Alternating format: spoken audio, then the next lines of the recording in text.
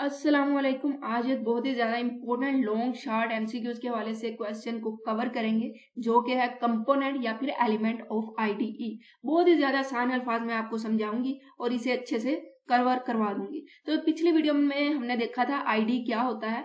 IDE यानी integrated development environment है, जो कि हमें इन्वायरमेंट प्रोवाइड करता है कि हम एप्लीकेशन को डेवलप कर सकें।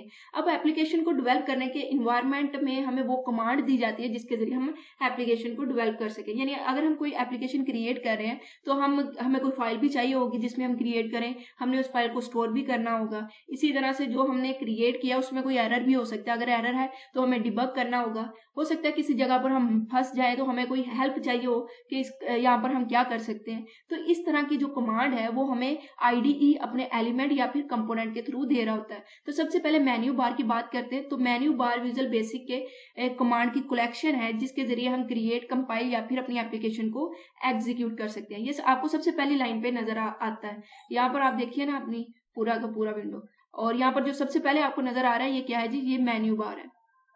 अब मेन्यू बार में उन्होंने इंपॉर्टेंट कमांड के बारे में बताया, आपने इसको अच्छे से पढ़ना है, याद करना है, और पेपर में जितनी आपको याद हो अच्छे से उतनी लिख देनी है। यानी कि सारी की सारी लिखनी है नहीं, जितनी आपको आती है 3 आती 4, या फिर टाइम के हिसाब से टाइम कम है तो उतनी कम लिख के अगले टॉपिक पे जाना है। क्योंकि जब आपने लॉन्ग क्वेश्चन अटेम्प्ट करना है तो आपने कंपोनेंट के बारे में बताना है, यानी कि कंपोनेंट के अंदर जाके उनकी डिटेल के बारे में आप बताते फिर तो फिर बहुत ज्यादा टाइम आपका वेस्ट हो जाता है और हाफ क्वेश्चन आपका अटेम्प्ट होता है। तो उसके बाद हम टूल बार की बात करें तो अब जैसा कि यहाँ पर हमने देखा ये कमांड्स हैं, तो मैं एक मतलब आपको बता देती हूँ कमांड के बारे में। जैसे कि फाइल है तो ये फाइल को ओपन करने के लिए, क्लोज करने के लिए या सेव करने के लिए इस्तेमाल होगा। एडिट है तो हमें कहीं पर कॉपी, काट या पेस्ट करना होगा तो वहां पर हम इसे इस्तेमाल करेंगे। व्यू है तो कोई चीज को हमें दिखाना है या उसे हाइड करना है तो वहां पर इस्तेमाल करेंगे। डीबग, तो यहाँ पे पहले बग को समझे। बग का मतलब होता है अगर कहीं पे कोई एरर है, तो डीबग का मतलब है उस एरर को रिमूव करना। तो अगर कहीं पे कोई एरर या प्रॉब्लम है तो उसको रिमूव करना हम क्या कहेंगे, डीबग है। इसी तरह से रन है तो रन का मतलब हम उसे एग्जीक्यूट करके देखेंगे, उसे चलाकर देखेंगे कि सही से काम कर रहा है या नहीं। क्यूरी का मतलब है कि हम मुख्तलिफ ऑपरेशन परफॉर्म करके अपनी डिजायर यानी हमें जो डाटा चाहिए वो हम रिट्राइव करेंगे। डायग्राम का ये एसोसिएट करिए डाटाबेस के साथ, यानी डाटाबेस में यूज हो रही होगी। टूल्स है तो कस्टमाइज वे में हमें कुछ टूल्स प्रोवाइड किए जाएंगे जो हम ऐड करेंगे, और कुछ टूल्स को हम इंस्टॉल कर सकते हैं और उनको हम अनइंस्टॉल भी कर सकते हैं इसके थ्रू, इस कमांड के थ्रू। विंडो है तो विंडो आपको उसमें प्रोजेक्ट या उसकी प्रॉपर्टी, टूल बॉक्स, इस तरह से डिफरेंट चीजें मिलेंगी। हेल्प है तो कहीं पे आप अटक जाते हैं तो आपको कुछ हेल्प चाहिए तो आप विजुअल बेसिक से जाके ले सकते हैं, या MSDN लाइब्रेरी है उसे इंस्टॉल कर सकते हैं हेल्प लेने के लिए। तो ये वाली कमांड्स थी, इनको आपने अच्छे से पढ़ लेना एक मतलब। और यहाँ पर एक चीज मैंने कही थी, एरर। तो एरर हो सकता है कि कुछ बच्चों को समझ ना आई हो। तो बग का मतलब होता है एरर, यानी किसी किस्म की कोई गलती, आपने कोड लिखने में कोई गलती कर दी तो उसको हम क्या कहेंगे, एरर कहेंगे।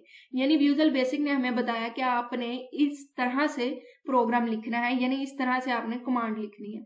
अब हमने विजुअल बेसिक की बात नहीं मानी बल्कि अपनी मर्जी से कुछ ऐसा कर दिया या फिर कोई हमने रूल फॉलो नहीं किया तो उसको हम कहेंगे आपने एरर कर दिया।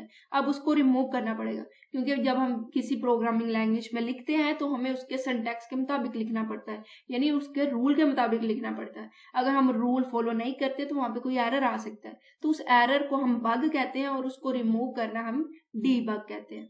परेशान होना, अभी जितनी समझ आई है ठीक है, आने वाली वीडियो में ये कंसेप्ट बिल्कुल क्लियर हो जाते हैं जैसे हम आगे आगे बढ़ते जाते हैं।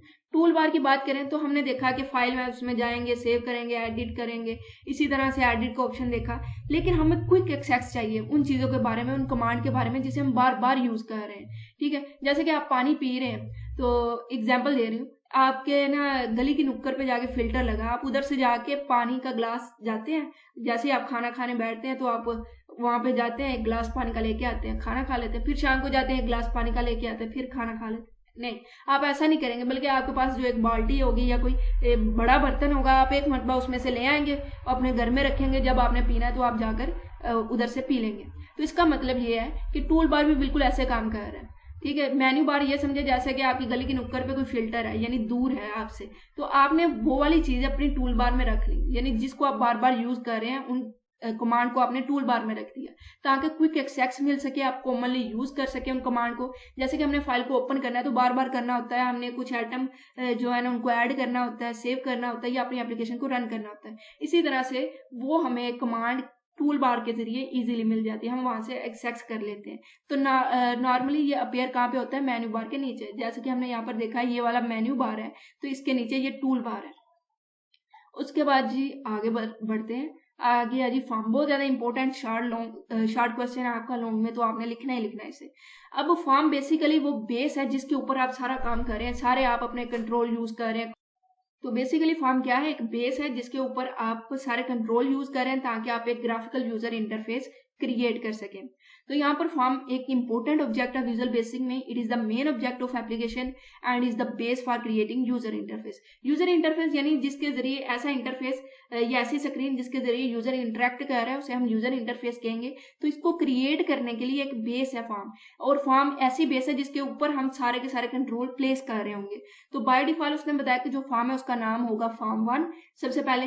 तो each form is a window in the application. तो हर फॉर्म एक विंडो होगी एप्लीकेशन में, और आप जितनी फॉर्म चाहे उतनी एप्लीकेशन में यूज कर सकते हैं। अब यहाँ पर उन्होंने तरीका बताया जिसके जरिए आप फॉर्म को देख सकते हैं। आप व्यू पे जाएं, उसके बाद ऑब्जेक्ट पे क्लिक करें, या फिर आप Shift+F7, ये आपका शॉर्टकट है और ये आपका MCQs भी है। उसके बाद हम चलते हैं जी टूल बॉक्स पे। तो टूल बॉक्स क्या है, ये हमें कंट्रोल या आप कह सकते हैं ऑब्जेक्ट, कंट्रोल या फिर ऑब्जेक्ट, ठीक है, एक ही मतलब होता है इनका। तो ये हमें प्रोवाइड करेगा जिसके जरिए हम विजुअल बेसिक में एप्लीकेशन को क्रिएट करेंगे। अब हमने देखा था कि जो फॉर्म है वो बेस है जिसके जरिए हम यूजर इंटरफेस क्रिएट कर रहे हैं। अब उस बेस के ऊपर जो हम कंट्रोल यूज कर रहे हैं वो हमें टूल बॉक्स में से मिलेंगे ताकि हम एक ग्राफिकल यूजर इंटरफेस क्रिएट कर सकें। बिल्कुल ऐसे समझ लें कि फॉर्म जैसे एक जमीन है और उसके ऊपर आपने एक घर बनाना है। तो जो घर में आप अपना दरवाजे लगाएंगे, विंडो लगाएंगे, आप ईंटें लाएंगे, सीमेंट लाएंगे, ये सारी चीजें आपको टूल बॉक्स में से मिलेंगी। तो टूल बॉक्स में आपको ये ऑब्जेक्ट मिल रहे होंगे जिसके जरिए हम ग्राफिकल यूजर इंटरफेस क्रिएट कर रहे होंगे। उसके बाद जी हमारे पास है प्रॉपर्टी विंडो। जैसे कि यहाँ पर कोई कंट्रोल या आप ऑब्जेक्ट को सिलेक्ट करते हैं तो उसके रिलेटेड जो उसकी खुसूसियात होंगी उसको हम प्रॉपर्टी कह रहे होंगे, यानी जो उनके एट्रीब्यूट होंगे, जैसे कि उसका साइज कितना है, उसका कलर कौन सा होना चाहिए। तो ये सारे क्या है जी, प्रॉपर्टीज हैं। अब इन प्रॉपर्टी को चेंज करने के लिए, सेट करने के लिए हम प्रॉपर्टी विंडो का इस्तेमाल करेंगे, जहां पर हम इनके कलर को, साइज को चेंज कर सकते होंगे।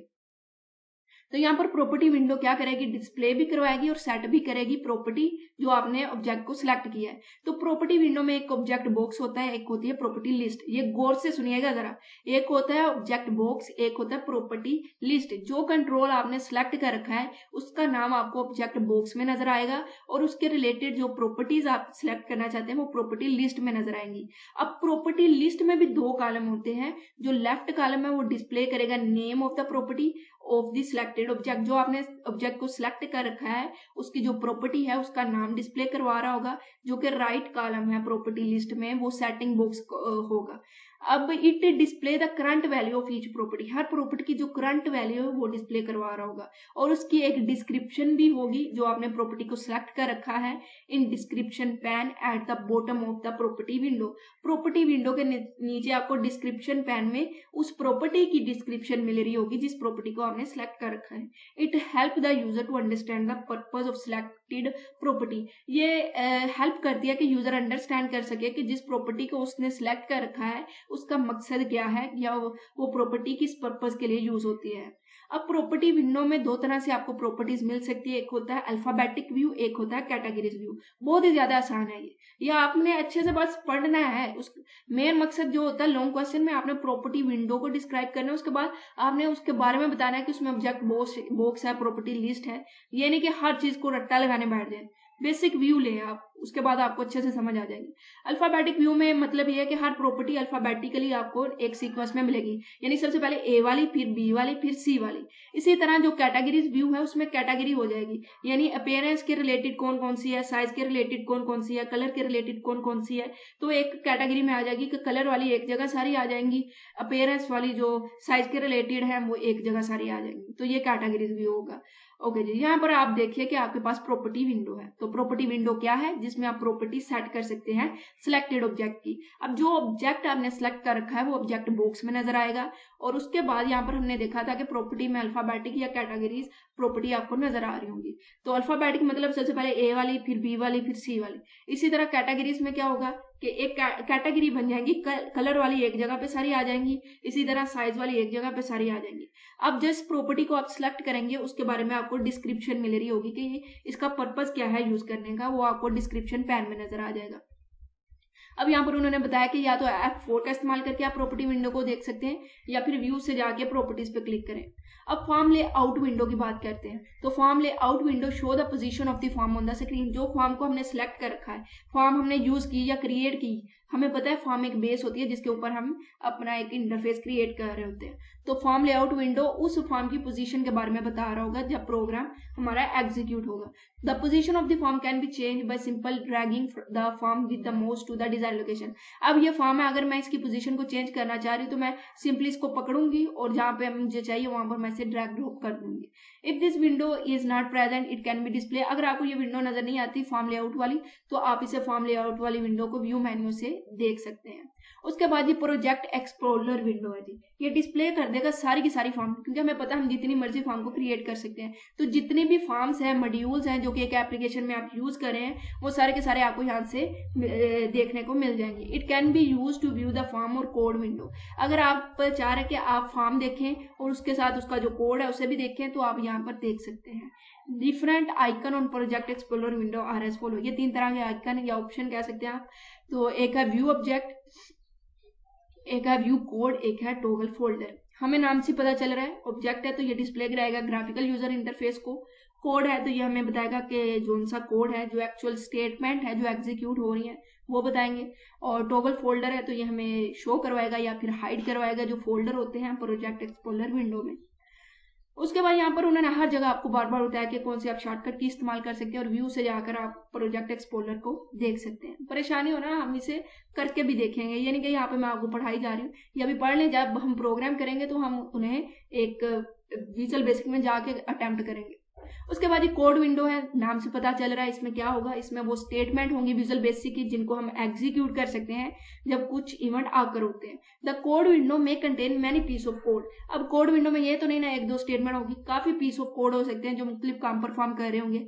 हर एक piece of code related to the event of a particular object. यहाँ पे इवेंट का क्यों उन्होंने नाम इस्तेमाल किया, क्योंकि हमें पता है कि visual basic event driven programming language है, यानी कोई इवेंट होगा तो उसकी बिना पर कुछ ना कुछ एग्जीक्यूट हो रहा होगा, तो वो कोड ही तो एग्जीक्यूट हो रहा होगा ना। तो फॉर एग्जांपल आप पीस ऑफ कोड में run when the user click a button, जैसे यूजर ने बटन पे क्लिक किया तो कोई कोड एग्जीक्यूट होगा। अनदर पीस ऑफ कोड में रन, अब हो सकता है एक कोड जो हमने लिखा वो तो ये था कि जब बटन पे क्लिक किया जाए तब एग्जीक्यूट हो, एक और हमने कोड लिखा है, अब वो कब यूज होगा, जब आप यूजर रीसाइज करेगा फॉर्म को। ठीक है, तो इस तरह से मुख्तलिफ तरह के हम कोड लिख रहे होते हैं विंडो के अंदर।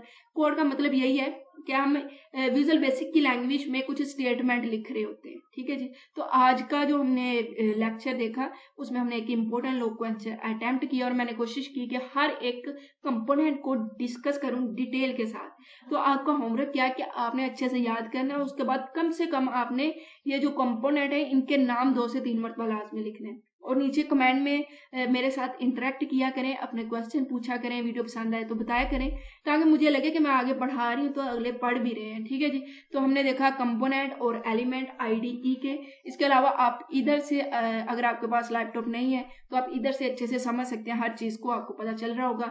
ये मेन्यू बार है, ये टूल बार है, ये हमने टूल बॉक्स पढ़ा था और हमने देखा था कि ये लेफ्ट साइड पे होता है। फिर हमने देखा था ये फॉर्म है, तो फॉर्म को हम कहीं भी इधर उधर कर सकते हैं और इसके ऊपर हम इन कंट्रोल का यूज कर रहे होंगे। तो मैंने आपको रियल लाइफ एग्जांपल्स भी दी। और इसके अलावा ये जी प्रोजेक्ट एक्सप्लोरर विंडो है जहां पर हमने देखा फॉर्म या फिर हम कुछ फोल्डर वगैरह देख रहे होते हैं। और प्रॉपर्टी विंडो है तो ये भी आपको सामने नजर आ गई, ये ऑब्जेक्ट बॉक्स होगा, ये प्रॉपर्टीज होंगी और ये इसके नीचे कैप्शन वगैरह डिस्क्रिप्शन है। और इसी तरह फॉर्म लेआउट विंडो, ये हमें बताया कि ये जो स्क्रीन है ना, तो ये वाली फॉर्म स्क्रीन में कहाँ पे एग्जिस्ट कर रही है और इस फॉर्म को हम कहीं पे भी ड्रैग ड्रॉप कर सकते हैं। ठीक है जी, तो ये सारे हमने इन्वायरमेंट पढ़े और वीडियो अच्छी लगी हो तो लाजमी से लाइक कीजिएगा, सब्सक्राइब जरूर कीजिएगा, बहुत ज्यादा जरूरत है सब्सक्राइबर की। तो इंशाल्लाह अगली वीडियो में हम अगले टॉपिक को कवर करेंगे, तब तक के लिए अल्लाह हाफिज।